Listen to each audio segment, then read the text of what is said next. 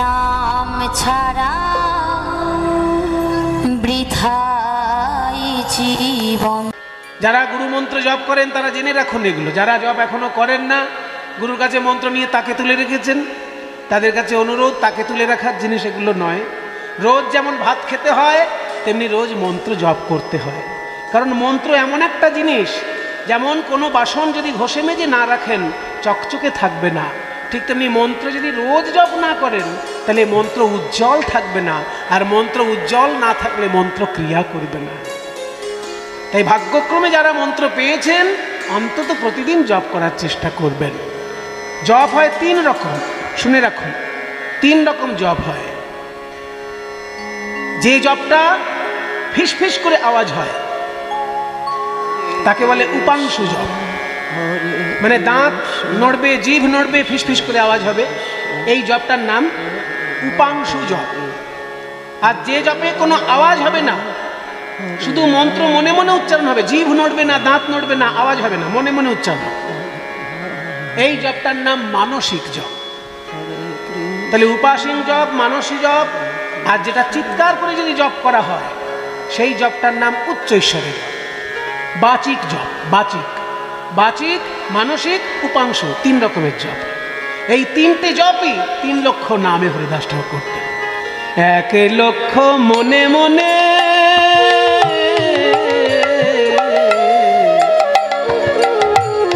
1 লক্ষ মনে মনে, 1 লক্ষ উচ্চ ঈশ্বরে। হরে কৃষ্ণ হরে কৃষ্ণ কৃষ্ণ কৃষ্ণ হরে হরে, হরে রাম রাম রাম হরে হরে। 1 লক্ষ মনে মনে, 1 লক্ষ উচ্চ ঈশ্বরে, আর 1 লক্ষ ধীরে ধীরে অতি অনুপাম।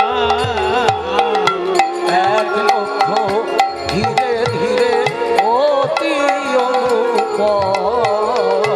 দিবানী শিল এসে 3 লক্ষ নাম। হরে কৃষ্ণ কৃষ্ণ কৃষ্ণ হরে হরে, হরে রাম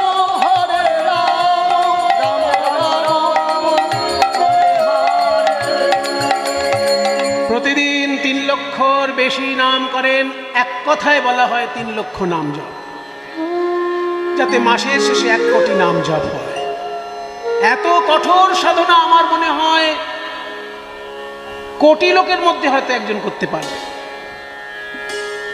প্রতিদিন 3 লক্ষ নাম যাতে সম্পূর্ণ হয় সেই জন্য তিনি সমাজের মধ্যে থাকেন না, কারণ সমাজে থাকলে লোকের সঙ্গে গল্প করতে হবে, কথা বলতে হবে। নির্জনে থাকেন, নির্জনে একটা কুটির বানিয়ে থাকেন, আর তার নাম জপ সারাদিন চলছে বলে গ্রামে গ্রামে তাকে ভিক্ষে করতে হয় না, গ্রামের লোকেই তার কাছে খাবার পৌঁছে দেয়। ভালোবেসে তার সামনে ফল মিষ্টি যে যা পারে দিয়ে যায়, হরিদাসের যতটুকু প্রয়োজন সেইটুকু ওখান থেকে গ্রহণ করে। এইভাবে যখন তিনি নাম জপ করছেন,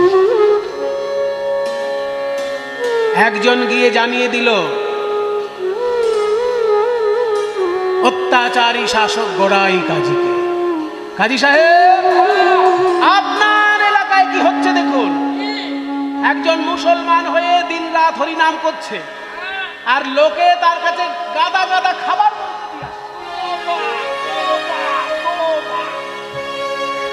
এক্ষুনি ওকে ডেকে বিচারের ব্যবস্থা করুন। বিচারের ব্যবস্থা করতে হবে। কি বিচার করা যায়? ওকে তো হাতে মারা চলবে না, ওকে পাতে মারতে হবে। এই কে আছিস? একদল লাঠিয়াল যাবি, লাঠিয়াল গিয়ে ওর একেবারে ভালো করে হাড়গোড় ভেঙে দিয়ে আসবে। লাঠিয়াল গিয়ে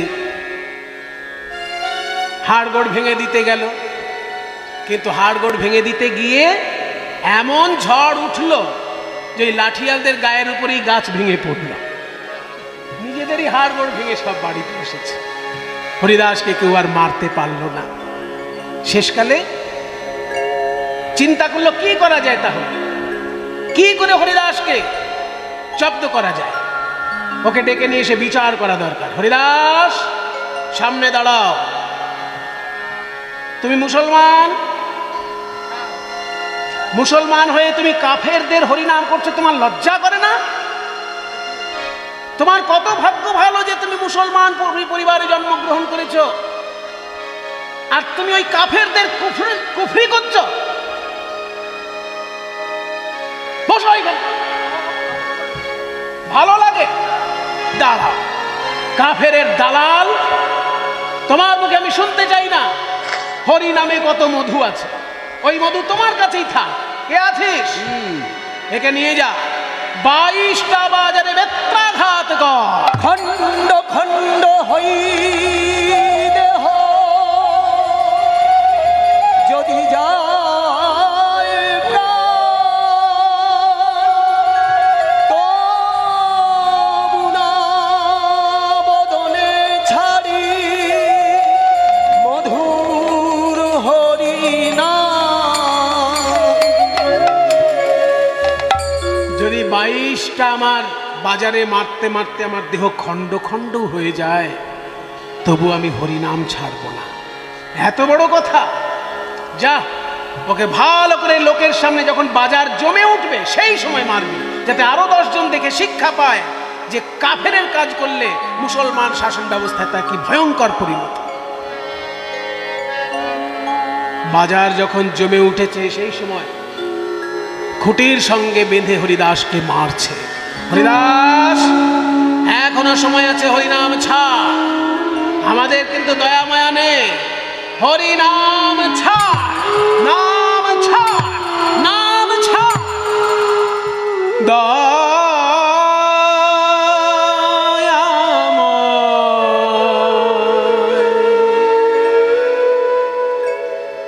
দেখা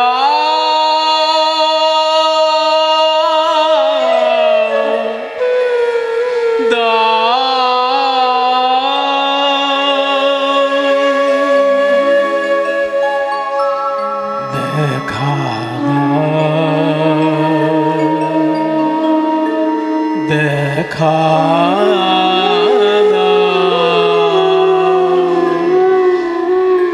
আমি আর যে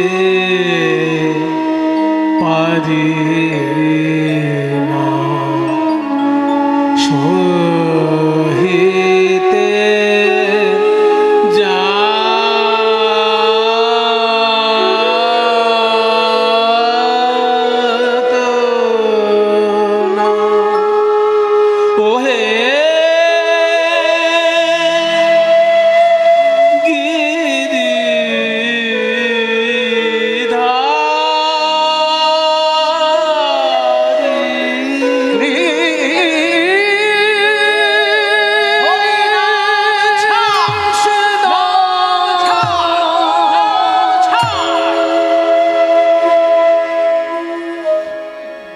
বাজার, 2 বাজার, এক এক করে 22 বাজার শেষ হয়ে এলো, তবু হরিদাসের মুখ থেকে নাম ছাড়াতে পারল না। কত বেত ভেঙে গেছে, মারতে মারতে ঘাতকগণ ক্লান্ত হয়ে পড়েছে। এইবার ঘাতকরা বেত ফেলে দিয়ে হরিদাসের পায়ে জড়িয়ে ধরেছে। হরিদাস, তোমার তো মৃত্যু কিছুতেই হচ্ছে না। হরিদাস, তুমি যদি না মরো তাহলে আমাদের সংসার ভেসে যাবে। ওই কাজী সাহেব কি বলেছে জানো? তোমাকে যদি মারতে না পারি আমাদের গর্দান নিয়ে নেবে, আমাদের হত্যা করবে। আমাদের হত্যা হলে আমাদের পরিবার যে ভেসে যাবে। হরিদাস, আচ্ছা এই কথা বলেছে, তাহলে তোমরা আমার সঙ্গে একটা ছোট্ট কাজ করো, আমি মরে যাব। মরে যাবে? হ্যাঁ, আমি ইচ্ছা করে মরে যেতে পারি, কিন্তু আমি ইচ্ছা না করলে তোমরা মেরেও আমাকে মারতে পারবে না। তাই নাকি? হ্যাঁ, এই ক্ষমতা আমার হয়ে গেছে হরিনাম করতে করতে। তাহলে আমাদের কি করতে বলছো? এই যে আমি হরিনাম করছি, আমার সঙ্গে তোমরাও একটু হরিনাম করো। হ্যাঁ, হরিনাম ছাড়ানোর জন্য মারতে বসেছি সকাল থেকে, মেরে মেরে আমাদের হাত পা ব্যথা হয়ে গেল, আর এই হরিনাম করতে হবে আমাদের। তখন পাশ থেকে একজন কানে কানে বলছে, দেখ এই সময় নবাবের লোকজন খেতে গেছে, এই সময় আশেপাশে কোনো বাইরের লোকজন নেই, আমরা ঘাতকরাই আছি শুধু। এই সময় একটু হরিনাম করলে বেটা যদি মরে, হ্যাঁ, তাহলে এইবার তো আমরাও বেঁচে যেতে পারি, ও বেটা মরলে আমরা বাঁচবো। তো যদি একটু সামান্য হরিনাম করলেও মরে যেতে, মেরে কি লাভ? তাহলে হরিদাস তুমি করো, তোমার সঙ্গে আমরা করছি। বলো তাহলে আমার সঙ্গে বলো, এসো ভাই নাম গাই কৃষ্ণ হরি নাম। এসো ভাই নাম গাই কৃষ্ণ নাম হরি নাম। বলো না হরি নাম, এসো ভাই নাম গাই কৃষ্ণ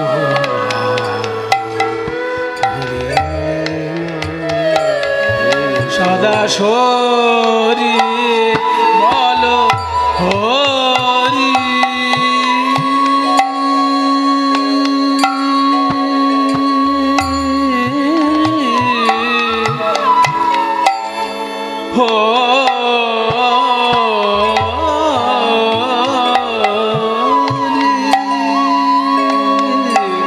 সদা হরি বলো হরি কৃষ্ণ নাম হরি নাম বলো না হরি নাম। কৃষ্ণ নাম হরি নাম বলো না হরি নাম। হরিদাস, এ কি মধুর নাম! তোমার সঙ্গে নাম বলতে বলতে আমাদের যে সব ভুল হয়ে যাচ্ছে হরিদাস, আত্মীয় স্বজন পরিবার সব যেন ভুলে যাচ্ছি মনে হচ্ছে। বলো আমার সঙ্গে, হরে কৃষ্ণ হরে কৃষ্ণ কৃষ্ণ কৃষ্ণ হরে হরে হরে রাম হরে রাম রাম রাম হরে হরে। হরে কৃষ্ণ কৃষ্ণ কৃষ্ণ কৃষ্ণ হরে হরে হরে রাম হরে রাম রাম রাম হরে হরে কৃষ্ণ হরে কৃষ্ণ কৃষ্ণ হরে হরে হরে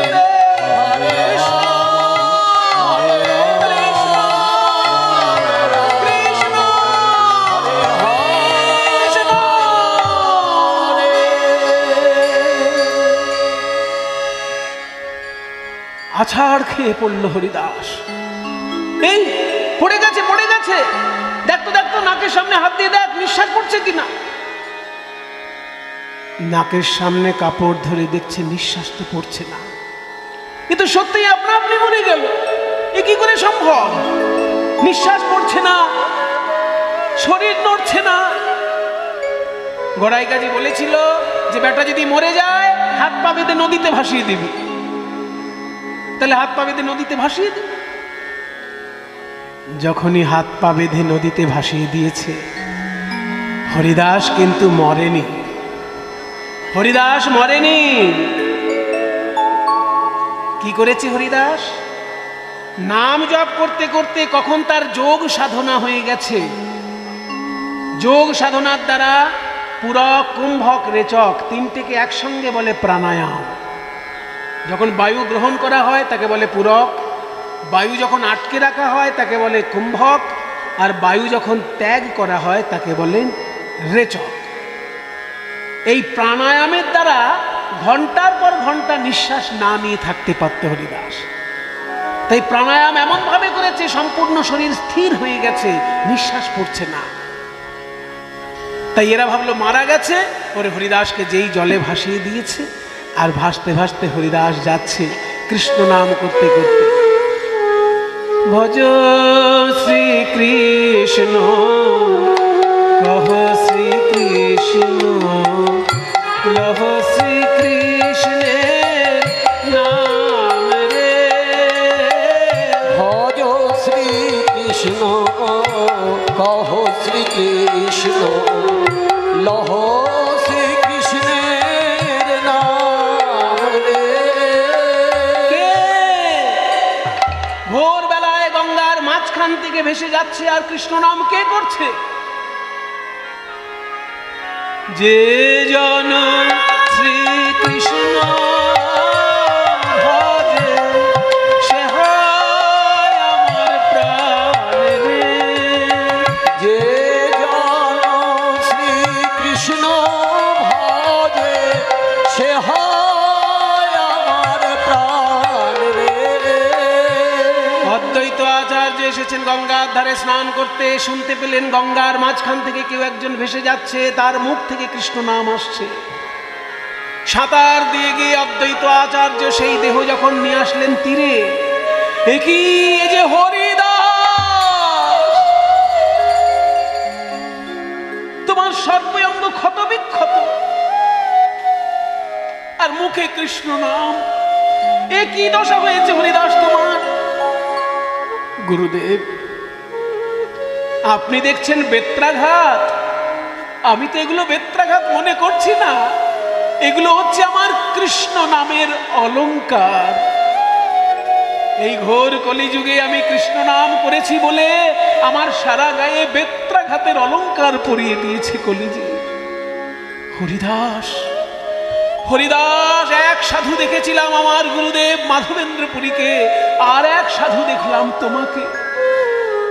যে হরিনাম করার জন্য বেত্রাঘাতকে অলংকার বলতে পারে এমন সাধু কে আছে? এসো তুমি আমার বুকে এসো হরিদাস, তুমি আমার বুকে এসো। হরিদাস নাম করতে লাগলেন। শান্তিপুরে কাছাকাছি রয়েছে ফুলিয়া, সেই ফুলিয়া কাছেই হরিদাস ঠাকুর বাস করতেন। সেখানেও একবার মায়াকে উদ্ধার করেছিলেন। তারপরে বনগায়, যেখানে আমি বলছিলাম বনগা হচ্ছে উত্তর যশোরের অংশ, কিন্তু এখন পশ্চিমবঙ্গের মধ্যে পড়েছে। ওই বনগার বর্ডারটা পার করলেই একটা জায়গা আছে বেনাপোল বলে। ওই বেনাপোলে হরিদাস ঠাকুর যখন বাস করেছিলেন, সেই সময় তাকে সাধন ভজন থেকে বিচ্ছিন্ন করে দেবার জন্য ওখানে রামচন্দ্র খান পাঠিয়েছিলেন লক্ষ্য হীরাকে। সেই লক্ষ্য হীরা, যার নাম লক্ষ্য হীরা, 1 লক্ষ নাকি হীরা দিতে হতো নাকি, এত তার রূপ যৌবন, তার গান শুনতে গেলে। তা সেই লক্ষ্য হীরাকে ডেকে পাঠানো হলো হরিদাসের মন ভোলানোর জন্য। লক্ষ্য হীরা বলছে, শোনো সাধু বাবা, তুমি নাকি এত সুন্দর হরিনাম করো, বনের পশু পাখিও তোমার সঙ্গে নাচে গায়। তা আজকে আমি এসেছি, তুমি হরিনাম করবে, আমি নাচবো, তুমি গাইবে, আমি নাচবো।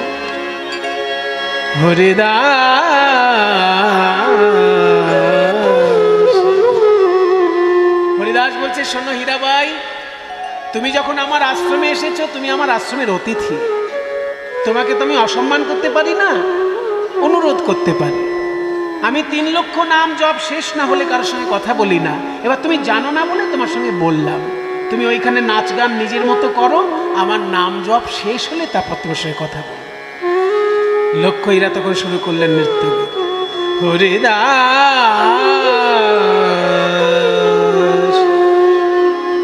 হরিদাস চাহ মুখ পালে পালে, হরিদাস চাহ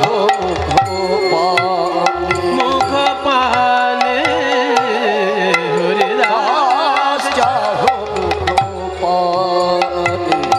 মুখ পালে, হরিদাস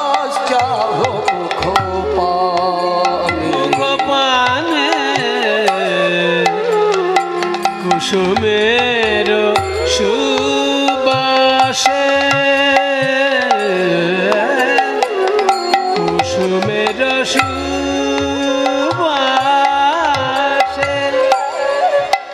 যেমন ভ্রমরা কলি আসে ছুটে কুসুমের সুবাসে ভ্রমরায়লি আসে ছুটে। দেখুন বাবা, দক্ষ হীরাবাইজি কথায় বুঝিয়ে দিচ্ছে, কুসুমেরও সুবাসে ভ্রমরা অলি আসে ছুটে, ফুলের গন্ধে ভ্রমর ছুটে আসে, তো সবাই জানে। এতদিন জানতাম ফুলের গন্ধে ভ্রমর ছুটে আসে, আজকে দেখছি ফুল ভ্রমরের কাছে এসেছে, তবু ভ্রমর কথা বলে না। কুসুমের সুবাসে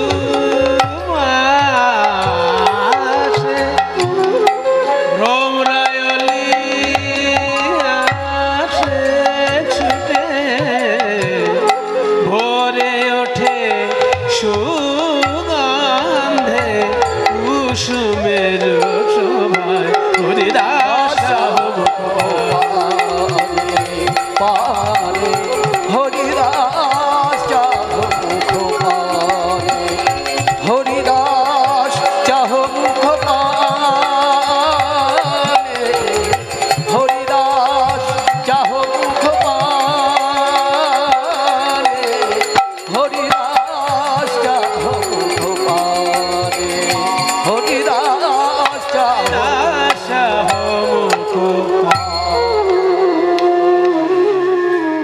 সারা রাত্রির ধরে নাচ গান হলো, হরিদাস জপ করে চলেছেন হরিনাম। সকাল যখন হয়ে গেল, লক্ষ্য হীরা ভাবলো গ্রামের লোক এসে যাবে, আমায় দেখে ফেলবে, সেজন্য ভোর হওয়ার আগেই চলে গেল বাড়িতে।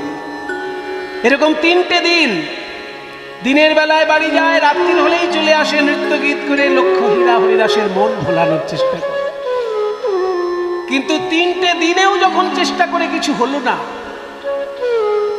শেষ দিনে হরিদাসের কাছে এসে বলছে, হরিদাস তুমি কি এমন রত্নের সন্ধান পেয়েছ যে আমার মতন এত রূপবতী এত গুণবতী একটি নারী তোমার সঙ্গে নৃত্য গীত করছে তোমার সামনে, কিন্তু তোমার কিছুতেই মন টলছে না? হরিদাস বললেন, শোনো, হরি নামে কি হয় জানো? হরি নামে আমার হৃদয়ে স্বয়ং হরি নেমে এসেছে, আর আমি তার রূপে একবার মুগ্ধ হয়েছি। বিশ্ব ব্রহ্মাণ্ডের আর কোন রূপ কি আমাকে মুগ্ধ করতে পারে?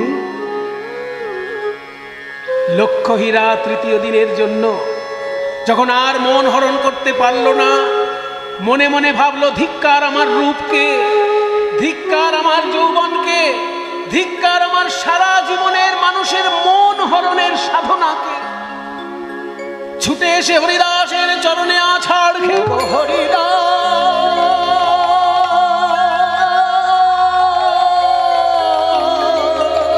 বলো বলো এ কি নাম তুমি আমায় শোনালে? এই কৃষ্ণ নাম শুনে আমার কি হলো জানো? বাড়িতে গিয়ে যখন বিশ্রাম নি, কেউ যদি বলে দিদি তোমায় খেতে দেব, আমার মুখ থেকে বেরিয়ে পড়ে হরে কৃষ্ণ। কেউ যদি বলে দিদি তোমার কাপড়টা কেচে দেব, ধুলো লেগে গেছে, আমার মুখ থেকে বেরিয়ে পড়ে হরে কৃষ্ণ। উঠতে বসতে চলতে ফিরতে আমার মুখে হরে কৃষ্ণ নাম। এই পাপ বদনে হরে কৃষ্ণ নাম এনে দিলে, এ কেমন নাম তুমি আমায় শোনালে ঠাকুর? বলো বলো কিবা শোনাই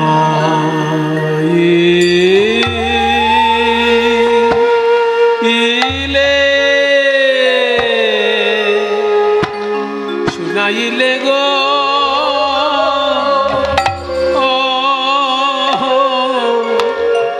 ও ও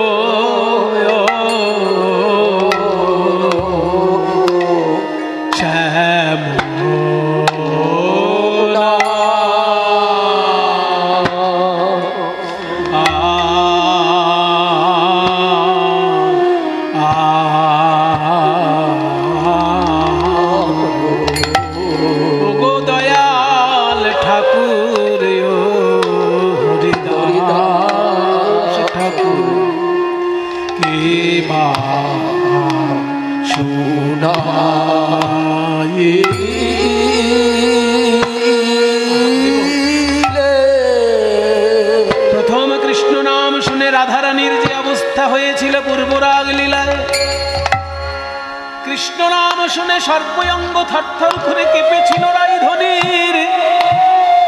কৃষ্ণ নাম শুনে দুই নয়নে অশ্রুধারায় প্লাবিত হয়েছিল আমার রাই কিশোরী। আজ সেই অবস্থা লক্ষ হীরার মধ্যে দেখা যায়। সর্বঙ্গ কৃষ্ণময় হয়ে গেছে কানে কৃষ্ণ নাম শুনে। শোনা ইলে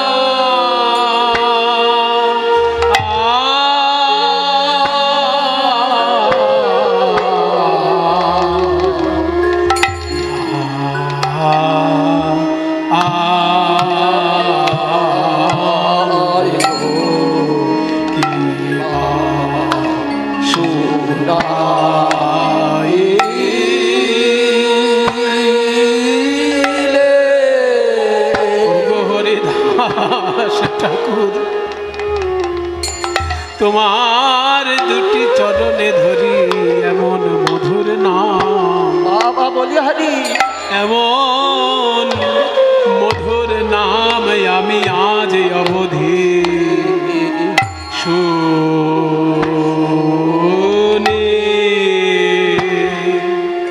কভু শুনি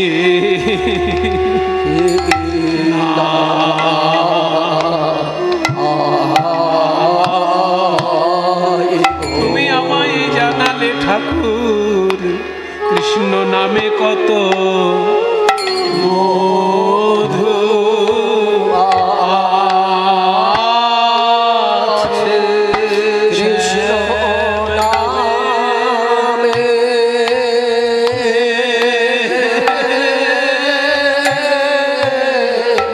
নামে কত মধু আমার মতো পাপীর পরাণ কেঁদে বলি হরি, আমার মতো পাপীর পরাণ কেঁদে উঠল গো কত মধু আছে কৃষ্ণ নামে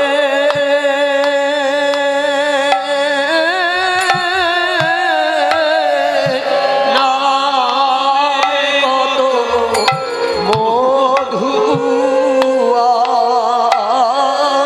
আছে। নামে পরাণ কেঁদে ওঠে কৃষ্ণ ঘরে